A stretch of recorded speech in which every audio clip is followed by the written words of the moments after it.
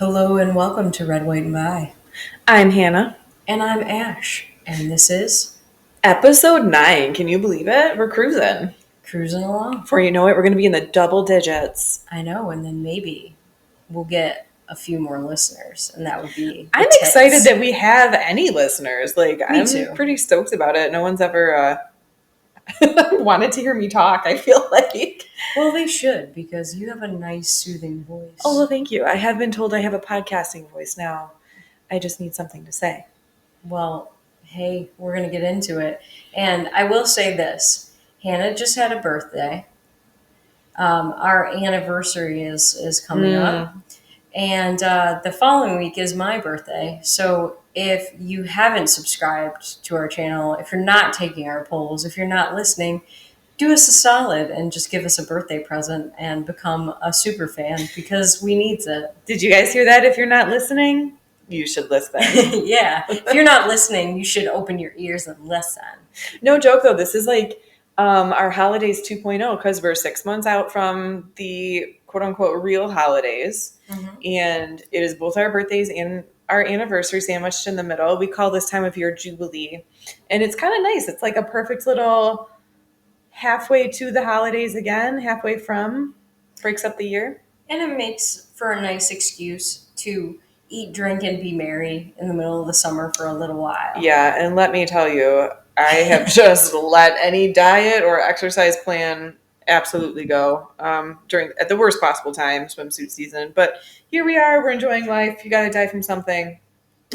Speaking of eating, drinking, and being merry, Ash, what do you got there? Same old rum and Coke. She's consistent, folks. I'm consistent largely because of allergies, too. So it's okay. People have signature drinks, so you roll with the Admiral. That's cool. Yeah. And Hannah, what are you drinking? Well, I'm trying to be a fancy lady, I guess. I've got a red wine. This is Pinot Noir from Dark Horse. Pinot Noir is my favorite red, or at least was up until a little bit ago. Ash introduced me to, is it Tempranillo? Yes. The Spanish wine that I really like too. But yeah, Pinot Noir is definitely the standby. Well, and let me just say you are fancy. You're not trying to be fancy, you just are. Oh, I'm trying. I'm happy if it's working, but no, you've pulled the wool over my eyes. You certainly fooled me. So that's how I got her, guys. Just pinkies up in a glass of red wine. She was totally fooled. Well, she's doing a great job of consistently fooling me. So this week we want to start with the story about Zohran Mamdani. And he is a mayoral candidate in New York City who just won the primary there. And honestly, he has some people a little bit nervous. He won the primary for Democrats? Yes, and he's running for mayor, but he's running openly socialist, and some might even argue as a communist. He's not using the communist label, but when you're talking about institutionalizing at the city level, grocery stores that are going to be, a public option, as he puts it. That sounds pretty commie to me. I feel like, yeah, that's the poster child example of communism is being problematic is bread lines, right? Yeah. So why are you starting with grocery stores? If you want to go full communist, shouldn't you have a little bit of subtlety and maybe leave the food alone? Yeah, it's a good point. Of all the things that people, buy, the things that we need to survive might not be the best example to start. Well, or if you ask me, maybe it's the perfect example, because if you have more examples of why things don't work here in the States, maybe that's for the best. Like how you have minimum wage laws in Seattle that caused people to lose their jobs and get their hours cut. And then, people can actually look to that example and say, maybe we don't want to raise the minimum wage in our state. I feel like too, starting with such communistic, ideas about staples like food is a weird strategy in an area like New York City where you have, obviously there are middle income and a lot of lower income people, but there's some of the highest income in the nation there. You're going to tell me somebody's going down for their organic flaxseed whatever the fuck, and they're gonna stop by a government grocery store and have all the options they have today in their bougie, like upscale city ones. Well, and it's a good point too. Like when you say there's a public option, he doesn't explain a lot of the details, like how many are going to be public. Um, will it, because the goal he said is lower prices. Um, to your point, will there be just very, very few options, the cheapest possible product? So it's just not going to work for, people who are used to having things a certain way. I remember an interview with Bernie Sanders where he said he didn't understand why we needed more than one kind of deodorant. Well, maybe Bernie doesn't understand that, and maybe that should be a warning to us all, not to like hang out with him in close quarters. You think he uses like a salt block? Oh no, I think Bernie Sanders absolutely chooses his favorite deodorant. He just doesn't believe that we should have the option. You know, and that's the thing. Like, you can't get around the hypocrisy of the elite, and that's a huge problem with socialism and communism. And this guy had the good fortune to run against Andrew Cuomo, former governor of the state of New York, who had pretty much been ousted after sexual harassment allegations, in addition to having a scandal of how many people were dying in lockdowns of nursing homes in the state.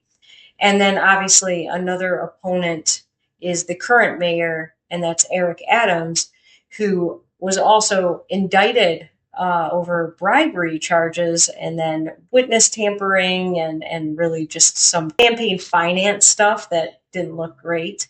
So what you're telling me is that there are three really highly qualified, well-rounded, rational people that these New Yorkers can choose from.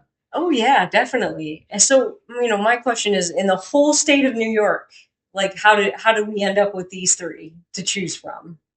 It's like a microcosm of our 2024 election. I don't understand why the people who make it make it. Like, what combination of traits make for an ideal candidate? Is it like how easily controlled they are by their party? Is it money? Is it influence? Is it like brandability? Like I know there was some statements about like from Bernie Sanders, I think, about how Mamdani was like young and exciting and like somebody fresh that young people on the Democratic Party could get behind. Yeah, I do think that is something that is useful, especially, I saw it on a different podcast with Dave Rubin, where Mamdani is using the little microphone that influencers use with nice lighting, basically looking like a cool guy, a cool influencer. And that might appeal to young people who just don't know how dangerous his ideas are. Trying to capture the young, like Gen Z and older vote. Exactly. And they did say, like, it was mostly wealthy white people and Asians who voted for this guy. The people he claims to want to help, that are, just poor folk in New York City, did not vote for him, which I find pretty interesting. And, I think it's really it's gonna hurt wealthy people to end up having to pay all these taxes that are going to come along with his ideas. And then if the wealthy people decide to leave, then who's going to pay for everything? And it could really end up hurting a lot of people. Well, and I think I saw that you posted something like that earlier today. It was a quote, I think, correct me if I'm wrong, by Margaret Thatcher, that said the problem with communism is eventually someone else's money runs out. Yeah. Socialism was it socialism? Yep, but it's like it amounts to the same thing. Like another female philosopher that I like, Ayn Rand, pointed out that there's not much of a difference between socialism and communism. She said that the mere difference between them is whether it happens by suicide or murder of a society. Because when you're a socialist, you vote it in. When you're a communist, you don't have much choice. I see, but it still amounts to the same thing. Exactly. So like, all the rich people go away. There's nobody to fund all your plans, and everybody is left poor, and it's really just And I feel like that's something that the left decries all the time. Like I hear them always talking about just how rich somebody like Elon is. And like, I'm not here to say that he isn't, or that like his wealth, it's as good as infinite as someone in one lifetime can appreciate. Obviously it's finite, it would run out, but like not for generations. So I'm not trying to say that that's not true, but that people will say like, oh, you could, feed a nation for 20 years on his money and stuff like that. It's like, I think, there's an argument perhaps to be made that he could support everyone in America for maybe 5 years, 10 years, who knows? I don't know the math on that. But like eventually that goes away and you're left with a bunch of people who have been hand fed for years. Nobody's innovating, no one's making jobs, no one's running companies. Like, someone has to be the adult of the family and go out and get a job and make money. Yeah. Someone has to do it. We can't all be Grandpa Joe. No. No. Willy Wonka, lazy communist. But I will say, it's interesting you brought that up because I just saw that someone asked the built-in AI on X, GROK, Grok, whatever it is. They asked how long Jeff Bezos, if we took all of his money today, would fund the federal government. And I don't know the net worth difference between him and Elon Musk right now, but 12 days. That's it. 12 days. So all these people that are like tax the millionaires and the billionaires, the money would be gone. Like, well, and you want to say that like you're basing, even if we had done the math, we would be basing the math on what they're spending today. If they had an unlimited cash flow, they're not going to be spending what they spend today. They will spend all of it. Yes. The idea that they would just like try to clip coupons and save money and be efficient at all, as poor a job as they're doing of it now, they would be even worse if they just had this lump mountain of cash to work with. Yeah, it reminds me of an episode of South Park wherein Stan goes to the bank to deposit something and they basically tell him they can invest what he's depositing. And the guy is explaining it really rapidly and poorly to Stan. And then he just really, without asking him, puts it in the investment fund and he goes, and it's gone. And he goes, like, what do you mean? And really, like, that's the way they spend our money. We don't have a, hey, we're not taxed enough problem. We don't have a billionaires aren't taxed enough problem. We have the government is spending way too much problem. And I'll take it a step further and just be mad at the world here. I think it's a people problem. Like you see this all the time. Like people maybe come into some money from like, I don't know, like an investment or whatever, and that they cash in, or they have a relative die and they get like a lump sum payout from an insurance or a trust or something like that. And it's not like they continue to make the choices that they've made so far. Their choices change to reflect the amount of what they feel is disposable all of a sudden. So it's like, it's just greed. Yeah. And it's so funny to me that the same people who will accuse like capitalists or like even, you and I of being greedy people because we're not willing to quote unquote like pay our fair share or share enough of our own wealth. They think nothing of stealing all of our money. Well, it's like if you give a mouse a cookie, like if you're living in a budget and then you, somebody's on hard times, you offer to take them out to eat, like they would love that and they'd be grateful and that would be a nice thing for you to do. But you do it often enough and then they just plan on you doing it and then they want something else and then they want something else. It's like, it's true of the regular everyday people we know. And we all, I'm sure anyone listening to this can think of an example of someone in your life who behaves this way.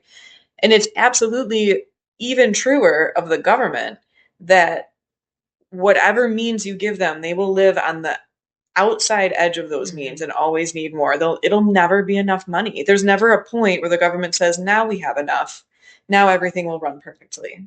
Yeah, I think you could go all the way back to John Smith when, they're in the early days of Pocahontas? Yeah. Oh. Yeah. If you're like in the early days of a new settlement at Jamestown, and he said, if you don't work, you don't eat. Because he's got able-bodied men with him. And obviously there are exceptions for people who can't work. And we can But those need to be exceptions. Yes. And yeah.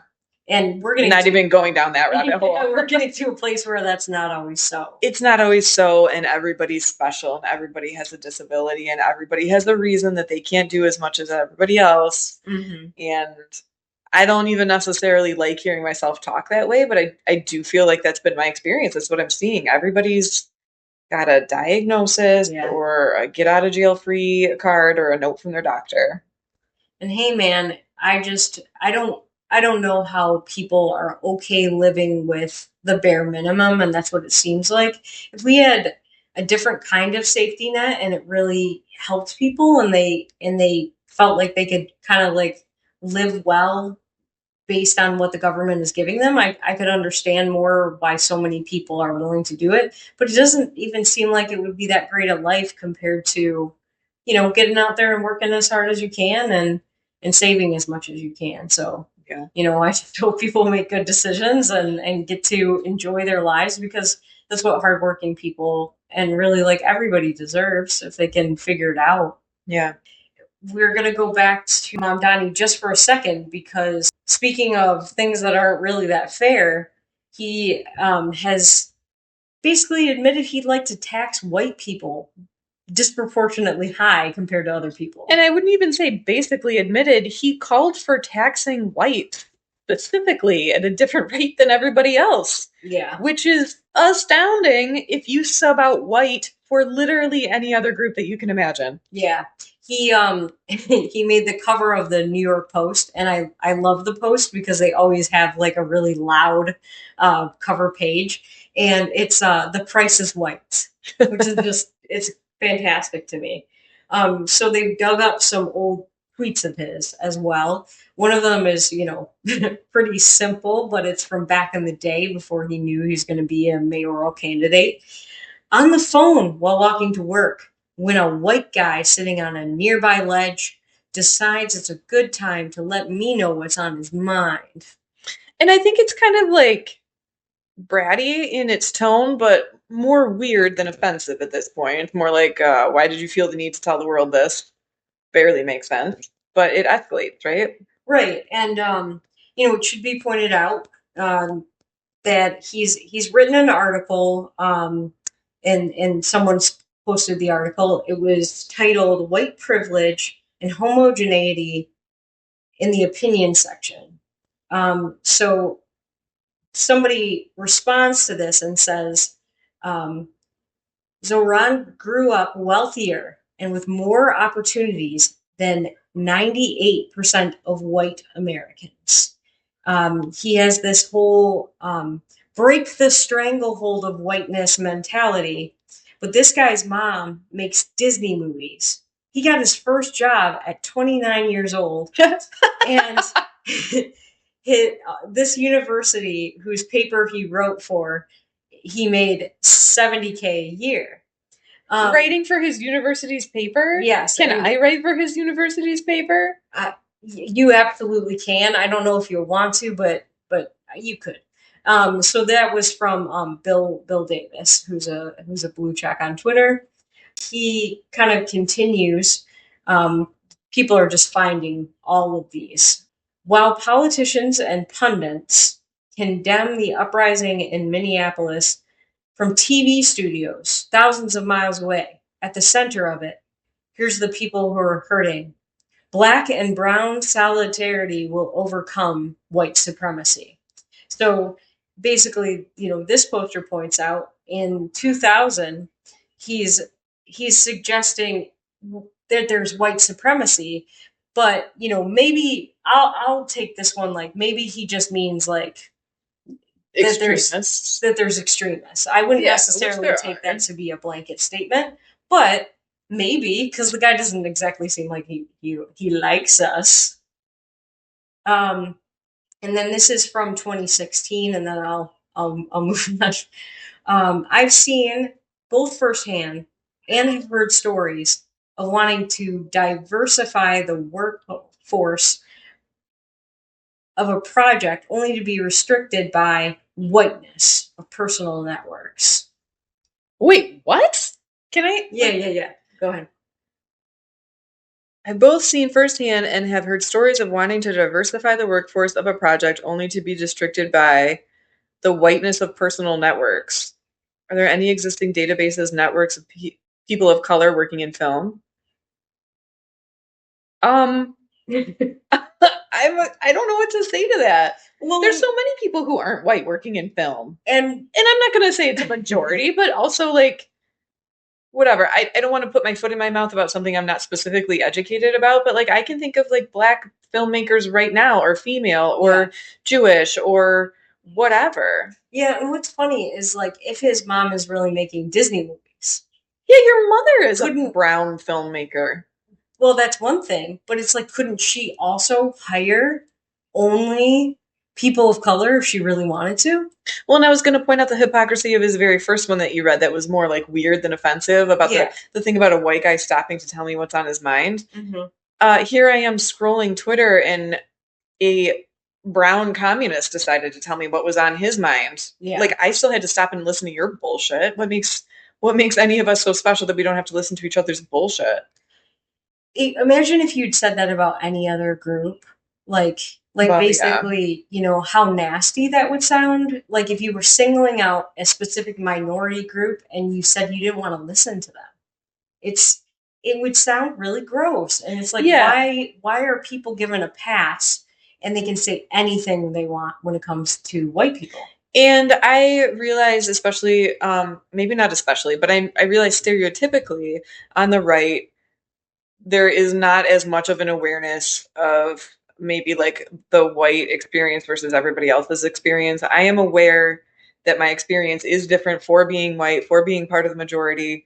And I understand that there are problems with that in our society. I'm not going to say it's perfect. But this isn't the way forward either. You don't, it's so complicated and I don't want to like step on anyone's toes. But if anything's going to change, we all have to be better at all times. Is it fair that maybe some downtrodden people have to work hard to correct something that wasn't their problem? No, but life's not fair, and it's the only way forward. It's the only way forward to work together, not to somehow like punish a group that you feel like deserves to be set back so that others can move forward. And I will just say that I know it's fallen out of favor. You know, like basically the teachings of Dr. King, that basically we should judge people by the content of their character. I mean, I agree with that still. I don't know that that's so much out of favor. I feel like it has gone out in schools. Like they want people to, you know, accept their privilege. They want to basically elevate certain groups over other groups depending on the situation. And I just wonder, like, what happened to treating everybody as individuals? Because that's what is at the core of you know, the content of somebody's character, like getting to know a human. Yeah, I mean, the problem with collective thinking is racists think collectively. They think of like broad generalizations about groups of people. And that's the heart of the problem, is thinking of somebody as a part of a group, like an anonymous cog in a giant wheel that can be summed up just by glancing at it. And of course, people are more complicated than that. Individual experience is more complicated than that. I do feel maybe a little bit more early 2000s about it, where I acknowledge that my story doesn't cover some of the things that minorities have gone through. My experience of those things can only be read about or listened to. And there's a difference between that and living it. I don't think it means I didn't work hard. I don't think it means I don't deserve the things I have. I just acknowledge that it's different. And I had some things perhaps easier for me than they were for others. And it's not a moral judgment. Right, because you can't do anything about it. No, I can't do anything about it. And my experience of ease did not cause someone else's hardship. We're all born into the circumstances that we're born into. It's blind luck. And I'm not a good person for being lucky in some ways. Someone else isn't a bad person for having struggled in some ways. It's just the cards we were handed, and it's not fair. And really though, like if you meet the poorest person you've ever met, there's no reason like that person wouldn't be friends with you and you with them if you two like get to know each other as individuals. Whereas if you have this collective mentality that you're going to be judgy about this poor person, or they're going to be judgy about you and think you're fancy with your Pinot, Pinot Noir. Yeah, like that would be a different situation. So I'll just say to wrap up this topic, you cannot have racism without collectivism, but treating people as individuals, you couldn't be a racist. Or a classist or anything else. Yeah, you would just have to look at everybody. Frankly, a communist. Really, yeah. Which is at the heart of what we're trying to say. Hannah, thank you for that vivid discussion about grocery store commies. Now, let me know what your next story is going to be. All right. So my story this week, one more LGBTQ story to squeeze in during June. Wasn't planned that way, but that's what happened this week. So I decided to look into it. So today we're talking about the Supreme Court made a ruling concerning the public schools in Montgomery County in Maryland. So a little background here. In this particular county in Maryland, I think it was confined to this county only, but this case has escalated all the way up through to the Supreme Court. So the school district has, since 2022, initiated a program that weaves in, I'm going to try to explain this coherently. It takes stories about LGBTQ issues, gears them toward children, and we're talking pre-K through 5th grade. So like children, not just like high school students or anything like that, like little kids, makes these LGBTQ stories like at their comprehension level and weaves them into everyday lessons. So it could be a story that you read for your English class, or it could be a math problem that includes, for some reason, LGBTQ scenarios, the way we had like kids in wheelchairs in our math book, sort of like that is how I take it. The quote that I got was that they were weaving in LGBTQ storybooks into the curriculum. So it's not a separate discussion. It's just becoming part of the language for the school district for grades 5 and below. So this has been hotly contested by the community there and the parents in particular. It went up through the state courts and, like I said, reached the Supreme Court. So this week, the Supreme Court ruled, again, 6-3 split, or like right down party lines pretty much, that this violated the First Amendment rights for families to opt out of these LGBTQ type narratives based on religious reasons. So it's kind of like a technicality that it's not necessarily that the parents have the right to have their kid learn that or not learn that. It's that it might violate some families' religions, and based on a religious objection, families should have a chance to be like warned beforehand that these topics are going to come up and given the chance to opt out. So we heard there were some notable quotes from both sides of the aisle from the Supreme Court justices. Sotomayor argued that students should be grappling with uncomfortable topics, and as part of a good civic education, they should be confronted with these ideas that maybe they've never heard of before, or they're not sure how they feel about, or I guess even if, they're learning opposite things at home, that like homosexuality is a sin or transgender individuals don't exist or whatever. She's arguing that they should be confronted with these ideas to realize that there's more than one way to think, and to have these sort of like dicey conversations in a controlled educational environment instead of being slapped in the face with them when you go into the real world. And I kind of see her point there. But pre-K to 5th grade, it might be a little premature. Pre-K really, seems wildly premature. And like totally being honest here, because I don't really know, but I don't even know when the first time I learned that people could be gay was in my life. I remember I was in 1st grade and I was like, we were divided into reading groups based on our skill level or whatever. Okay. And there was just me and one other girl in like my reading group.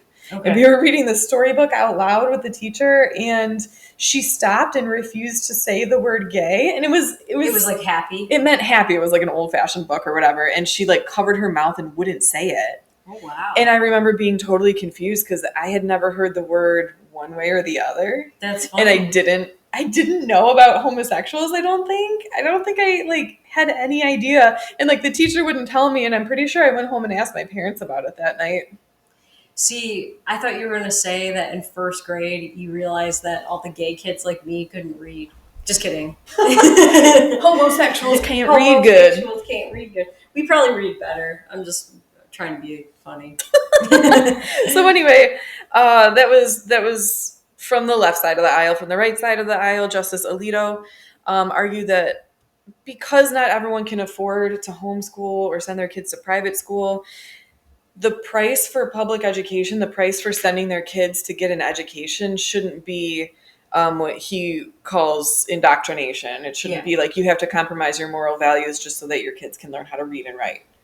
And I guess I see his point too. So as far as the actual material itself, again, these are like stories and narratives that are woven into the other everyday lessons. The article I read described them as celebrating pride parades, pronouns, and gender transitioning. For instance, there was an example of a biracial male couple that was getting married, and their announcement offended a little girl, so they had to explain to her like why it was okay and like love is love. There was another one about a brother whose little sister didn't want to be a girl anymore and trying to navigate that. So like really geared down to like the correct age level of these stories, but not necessarily the content of what's going on. Like I said, when I was 6 or 7, I don't even think I knew that gay people, like I don't think I ever encountered that concept before. So it turns out the more I was reading about this, the district actually originally was allowing an opt-out for parents. Oh. It originally was being treated like a health class kind of lesson where it's like, hey, next week we plan on covering these topics. If you don't want your kid involved, sign the waiver or whatever. But they changed their mind and they withdrew the option. Do you want to guess why? No, I don't have. Because too many families were opting out. Well, so because they were opting out, so I went through like a bit of like a philosophical roller coaster as I'm reading this, because originally it's like, well, I see Sotomayor's point, I see Alito's point, and then it's like, well, taxation and representation, like you should be listening to your community. If your community wants these things in lessons, if you voted it in, then I guess that's appropriate. But the community doesn't even want it. They're opting out like left and right. So, and as you were telling me the whole story, my thought was, if, let's say, the religious school that you went to when you were a kid, if they had been operating under the public school system for some reason, and they were teaching kids at that age that homosexuality was a sin and it was wrong, but they were in the public school system, and some people were like, hey, like, what the heck are you doing?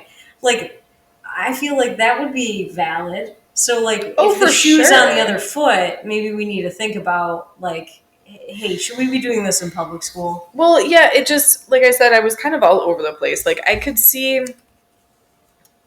a point where it's like you are going to encounter gay people and transgender people and just all manner of alternative lifestyles and stuff like that. So things are a little bit new in terms of like the age of our nation. Like these are still kind of like relatively new-ish ideas that like society is working on trying to figure out how much or how little to normalize. So I understand that there's like some growing pains, but it made me wonder too, like, was there a point in time where American schools like weren't allowed to teach, I don't know, like evolution because it was too controversial? I don't think so, but I'm just like grappling for an example here. Like things take time and I get that. So at what point does this become not a religious issue anymore? Well, and I don't think it's necessarily religious. Like I would say, growing up in a family where that just like wasn't that big a deal. Like we didn't go to church and stuff like that. At the same time as nobody at my school taught me about hot, like built douche canoe football players that I might be attracted to. They never taught me about being attracted to girls either. And I figured out that I'm attracted to both. So maybe just leave me alone. Well, I'm saying like okay, so we're going to treat this like a religious issue and that's why it gets special treatment. But there are all kinds of things that could be considered religious issues that we don't run around to cater to. Like we don't talk about circumcision in school. Right. Like really one way or the other. I don't remember them talking about that in my health class. And that's sort of a religious issue. We don't talk about that tattoos are highly forbidden in some religions. Like there's not an opt-out if you have like a cultural discussion about tattooed like people in an anthropology sort of way. No one signs a waiver for that. There's all kinds of things that you could say are religious, but we don't stress over. So this feels a little bit loaded. This feels a little bit like, why is this a religious issue, but so many other things aren't? Yeah, and I guess I'm just saying I don't think it's necessarily a religious issue. I don't either. I'm agreeing with you, but Supreme Court does. Yeah, and I mean that's constitutionally, that's why they are saying that that the opt-out is a right and not just something that they think, people would benefit from. Whereas, I'm over here like, if I could opt out of anything, it would be paying for public schools that do stuff like this instead of teaching kids how to read. But, well, yeah. Johnny can't read even if he's Janie. Or she, whatever. That actually, that got me. That's pretty good. I try. So anyway, I feel like there are nuggets of truth on both sides. It seems like a sticky topic because if this is the ruling, does that mean, I'm not sure if that means that these Montgomery County schools have to go back to having it be a separate unit, like the way health classes are taught or like sexual health classes are taught, or if this means that, Ezekiel with his religious exemption gets told to leave the classroom every 10 minutes. Yeah. So I'm not really sure what this is going to look like in terms of execution. But I see some validity, at least on both sides of the decision here. And you make a good point because it might depend on how the district chooses to handle it from here. Because to your earlier point, if maybe they had just continued to let people opt out of it and they had either said, hey, it seems like most people don't want this, so let's adjust the way that we are teaching, or just let people opt out of it when they want to, then we wouldn't be where we are now. And finally, we're going to end with a segment called The Fascist Uniparty Raises Ash's Blood Pressure Yet Again. AKA Big Fat Baby Corn-Fed Bill Part 2. So I saw this article from NBC today. Senate Republicans release 940-page bill for Trump's agenda as they race to vote this weekend. Already, a 940-page bill is not something that sounds great to me because I really feel like people should be able to read these things. But continuing on, it's GOP senators meeting behind closed doors to get this passed by Trump's deadline of July 4th, which I'm sure he feels is really fitting. Not me so much. I have read that he's softening on that deadline. That that was his original hard line. We have to do it by now, but that he might be open to some wiggle room on that. Okay, so the legislation would extend the Trump tax cuts into law. These were tax cuts originally imposed in 2017. That's slashing, in addition, taxes on tips and overtime pay. All of these things are good in my opinion. But unfortunately, it also includes a $150 billion boost to military spending, something that should be under heavy audit, if you ask me. Additionally, it pays for that with cuts to Medicaid, SNAP, and clean energy funding. And I would say you have to take some of that with a grain of salt because this is NBC. So maybe up like 75% of that is clean energy, but they're not going to give us the details on that. And then it also contains a $5 trillion increase to the debt ceiling, which anyone who calls themselves a Republican should not want to increase the debt ceiling at all. And then the bill would add $4 trillion to the national debt. Trump added 7 his last term, and it's one of the reasons I do not think he's a conservative. So with a 53 to 47 majority in the chamber, Republicans can afford 3 defections on the vote, even with, winning no Democrat support, they could pass this thing, which makes me really nervous. Senate Majority Leader John Thune, he's a Republican from South Dakota, says they really need to try pumping the brakes, maybe to Hannah's point, and have more time to read this bill. I think the more time they give them to read it, certainly I would hope that the more time they have to actually read the content, the more people would be like, hey, wait a minute, this isn't exactly in keeping with our values as a party, or some election promises, or what we hope to see for the future of our country. I don't want a bill that raises the debt ceiling or increases the debt by trillions to pass, because I'm a fiscally responsible free market capitalist. I have been really not happy with this administration when it comes to fiscal policy thus far. I've heard leftists throwing around, I'm fiscally responsible or fiscally conservative, as if it's an insult or like a dumb thing to say. I just really don't understand that in today's economy on a personal level, or our nation, the state of our nation. Yeah, I think it speaks to the larger problem of accountability just across the board for people. To your point, Hannah, maybe it feels easy to put something on somebody else, like expecting that friend of yours to pay for lunch again because they did the last few times, or whatever it is. But the free lunch isn't just lunch with your friend, it's like all the time. Maybe they just feel like they've gotten used to people taking care of them because they think the billionaires can. But to your point, again, the math ain't mathin'. And if people took a harder look at how that adds up, they would realize that our leaders spend too much money.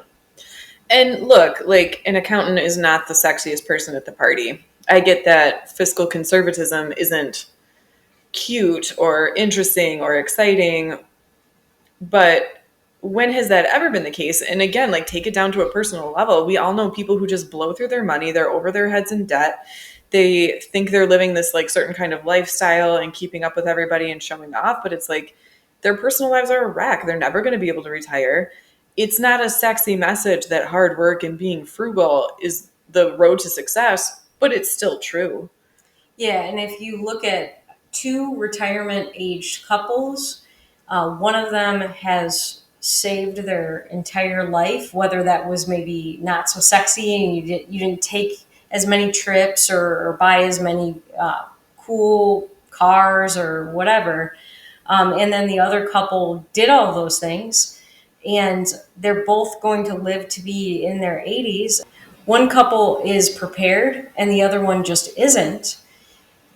It then becomes somebody else's responsibility to take care of that older couple. And is that fair? Right. So, right. It's never been like a glamorous message. And I realize that it can go too far in either direction. You don't want to be like an Ebenezer Scrooge and penny pinch and like live in misery just so that you can hoard everything you have. But let's have some personal accountability in our own lives. And we should expect the same from the government. Yeah, absolutely. People are taking our money and there's no accountability because they don't have any consequences for what happens when they spend too much of it. So there should absolutely be a debt ceiling, and it should be low.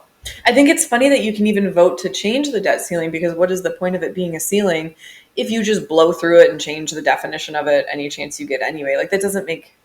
Whose idea was this? Well, and what's funny is we used to have, it was like, I don't know if it's a law on the books or if it was just, like expected, but we used to have a balanced budget every year, and states are required to have a balanced budget. By the federal government? By the federal government. Oh. But my buddy, an economist, from years ago, 70s and 80s were his heyday, Milton Friedman, would point out that there's no such thing as an unbalanced budget because everything gets paid for. Mm-hmm. We pay for it, and they find a way to tax us, to cause inflation, to use tariffs. it's all a tax, and they find a way to pay for these massive budgets. So here's the thing. How much of your money are you willing to let the government take? And if you are willing to let the government take 30 to 50% of your paycheck, you're an idiot for one thing. But for another thing, that's okay. Like, if that's how you feel, you should help mankind or whatever, but nothing entitles you to take 30 to 50% of my paycheck and call yourself, like a do-gooder. You're greedy. This is the hypocrisy, right? Like, if you feel like your taxes are helping people, helping the world be a better place, you want to like chip in and do your part to provide socialized medicine or government-run grocery stores or whatever you want, that's cool and that's fine. We don't have to agree on that. You can spend your money however you want. Let's set up a system where people voluntarily put their money where their mouth is. If you think you're such a good person for doing that, then go ahead and do it. But you don't become a good person by telling me I have to do that. And in fact, you become a shitbag for dipping your hand in my wallet and telling me I'm not a good person if I don't pay to what your pet project is or your pet issue is. And I think it speaks to the point you're making. My favorite economist, Thomas Sowell, also said, just how much of what someone else has worked for are you entitled to? And, the answer should be zero, especially, if we see all of this waste, fraud, abuse that has been exposed but not really addressed under this administration. And sometimes people get away with things where they could be working, they could be, just getting out in the job market, they're able-bodied, but they don't. It's not fair, it's not the answer, and yet here they just push all of this massive spending onto us, and then they try to blame anything else for the reason that we're in so much debt.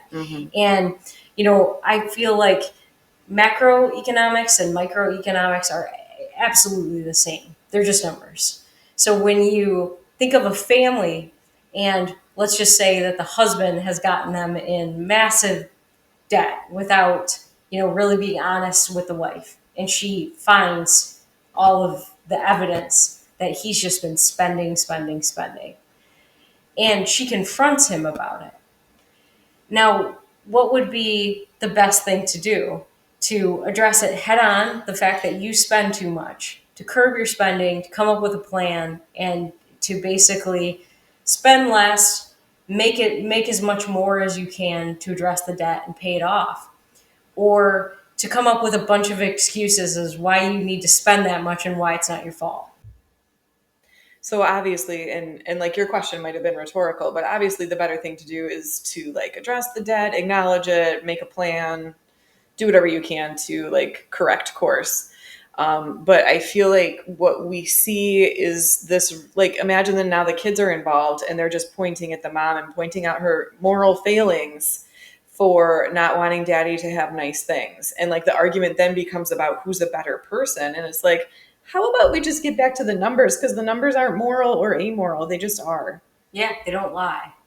And then I should mention one specific part of the GOP package is that the newer 940-page bill would prohibit Medicaid funding for entities that provide abortions, including Planned Parenthood, which, according to this article, is seeking to make good on a long-standing conservative priority, which I take issue with that a little bit, I gotta say.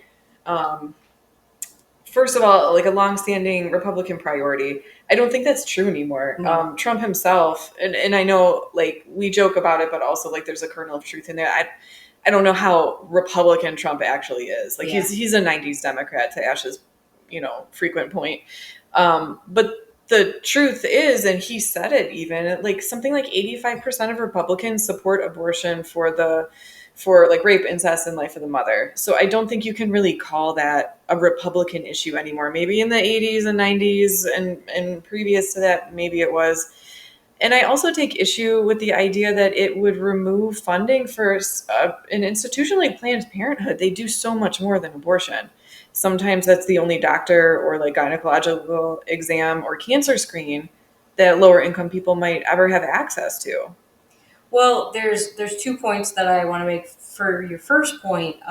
In the same breath, this article says that that pursuit has faced opposition in the past from Senators Susan Collins and Lisa Murkowski, and they will not mention that under Joe Biden, Democrats with these two Republican senators would have had the votes to codify Roe v. Wade, and they didn't do it. And these two senators in the article are Republicans. They're Republicans. Susan Collins is from Maine, and Lisa Murkowski is from Alaska, and they actually authored a letter to Chuck Schumer saying that they would help him do this, but it was an election issue, and they chose not to do it. And then that way they get to complain about Republicans sending everything back to the states. I think the window of time that leftists and Democrats can point the finger at Republicans and say, you don't support abortion, I think that is a rapidly closing window. Yeah. I think most reasonable people, like the moral majority, does not disagree on abortion rights. There are finer points on either end of the spectrum about when and when it shouldn't be allowed or under what circumstances or like to what degree of regulation that is still hotly contested. But you can't say that Republicans don't support abortion. They totally do. Well, and here's my question too, that if the GOP federal package doesn't provide, any funding to Planned Parenthood or any entities providing abortion, but everything has gone back to the state level, isn't it sort of in keeping with the new rules that states are determining this? If you're in a state that provides abortion, that the state funding will allocate funds to Planned Parenthood in your state. Doesn't it make less sense for the federal government, who now isn't supposed to have his hands in abortion at all, to not directly fund it? I think that would make sense if Planned Parenthood was exclusively an abortion provider, and they're just not. They're not even a majority abortion provider. The majority of their services that they provide are not abortions. Well, here's another question. Sure. Just because I'm trying to understand your point. What if you were still funding? Would you support, like, let's say we take all the bad stuff out of this bill that we just talked about? Would you support a bill that provided funding that was like it's only allocated to the other services, but like your particular Planned Parenthood clinic could get in real trouble and lose all your funding if you allocated these federal funds to abortions when it's supposed to go to other things? So I feel like by overturning Roe v. Wade, basically the federal government was putting its hands up and saying, we're not taking a stance on abortion. Abortion is not our federal issue. We're out of it. You guys decide what it is. So in my mind, if there was a federal rule against abortion, then federal money shouldn't be supporting it. If you're not taking a stance on it pro or con, which is what they did, they're not taking a stance on it whatsoever. They also haven't taken a stance on pap smears. Like, I don't understand why funds should be withheld on something that they don't even have a law about. Well, constitutionally, the role of the federal government is to basically protect us, so like if we just had like military spending, I would say that's the proper role of the federal government, and everything else is then like it's a state right. Sure. I hate Planned Parenthood. I don't want them to get funding. I don't believe that I should have to pay for abortions. If you, under point of gun, say that I have to pay taxes or go to jail and I have to fund abortions, that is not right in my view. For example, Hannah, if I can use you as an example, you don't support male circumcision. If you had to, through taxes, pay for male circumcision, would you be okay with it? I do pay for male circumcision through my taxes. And how do you feel about it? I feel like there's a lot of things that I would not personally choose that my taxes pay for. Well, here's another question then. If someone who hated capital punishment and didn't agree with it whatsoever, could opt out of capital punishment because they were just completely morally opposed. Do you feel like that could be something that someone should have a right to do?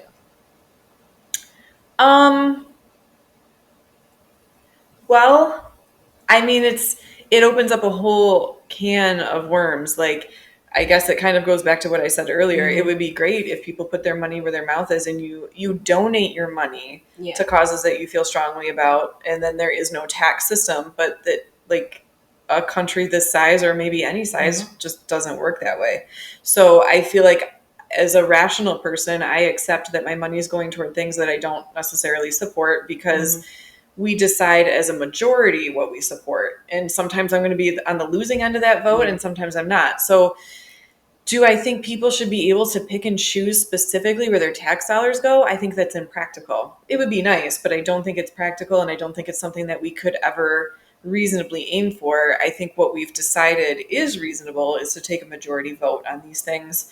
And again, sometimes I might wind up on the wrong side of that vote, but I think the majority gets to pick. Well, fortunately, I would say we're not a democracy. It isn't majority rule. Well, whatever, electoral college rule, it's still a vote. Right. But I would argue that I think the tax system could be changed, that it shouldn't work that I don't have children and I have to pay for failing schools. I don't support abortion and I have to pay for those. Hannah doesn't support male circumcision, but she has to pay for those. And like this, the amount of services now that we pay for through government funding, whether federal or state, is just bloated and goes way beyond the scope of government. I mean, I can agree that taxes are bloated and that I end up paying for things that I don't want to. What it would look like to address that, I frankly have no idea. But I think it's cool that we can talk about something like abortion that is such a heated topic and causes so many rifts and arguments. Like, we're a house divided on that topic. And I think it's cool that we have an opportunity to show that you can still love and respect somebody and have such a fundamental moral disagreement. And you can still have a conversation that doesn't resort to like personal attacks or emotional lashing out. Yeah, because at the end of the day, like, I was still asking Hannah questions, trying to understand her point of view, and like, how would you feel about this? How would you feel about that? And I assume that I know what you're going to say. Or if I assume, I know everything about how you see something, I'm never going to learn anything from you. We're never going to come to any common ground about any of this. And it's like, how are we even going to get along if we treat each other that way? For sure. And like we've talked about, that's one of our aims with starting this whole thing is there's a different way to be than screaming at each other from behind a keyboard. And there are conversations that we're missing out on. There are opportunities to learn that we're missing out on, opportunities to grow that we are cheating ourselves out of if we can't behave like rational adults. Yeah, absolutely. So with that said, I will let Hannah introduce this week's poll question. Okay, guys, we're going to throw back to my Supreme Court LGBTQ ruling about parents opting out of these LGBTQ lessons for elementary kids, 5th grade and younger. We want to ask, do you guys think LGBTQ topics should be addressed in public grade schools? So we have a couple options for our answers. One of them is no, we don't need any LGBTQ education in a K through 12 setting. Or yes, it's fine for any age. Or a qualified yes, it's okay, but only for older kids. And maybe that would be a different discussion. How old is old enough to talk about this? So let us know what you think. I think when I was doing this story, I was kind of all over the place with how I felt about it. So I'm really curious to see what the results are. Yeah, and I think it's not so cut and dry because, like you said, maybe it depends on the kid too. Like when they're ready to learn these things, and maybe parents are the only ones who can decide when that is. Wow, there's a lot of things to consider, and I'm not sure that I have a huge problem with any of these answers. So I'm curious to see what you guys think. Well, thank you so much for joining us on our 9th episode. We hope to see you, or we hope to have you listen to us on the 10th. Double digits, guys. Hope you tune in. Thanks so much for giving us your ear. Bye. Bye.